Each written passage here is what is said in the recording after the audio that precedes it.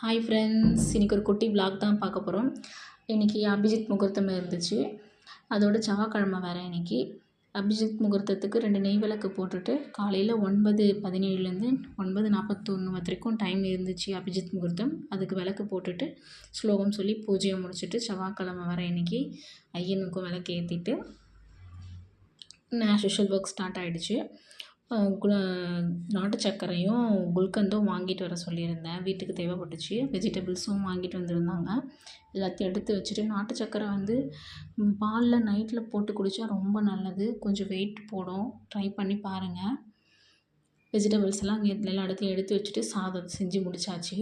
சுட சுட சாதமும் கீரை தான் கடைஞ்சி வச்சுருந்தேன். இன்றைக்கி பருப்பு போட்டு கீரை மசியலும் அவரைக்காய் முட்டை போட்டு பொரித்து வச்சுருந்தேன். கொஞ்சமாக ஜூஸு. இதுதான் இன்றைக்கி இவ்வளோ தான் சமைச்சது. என்னோடய வீடியோ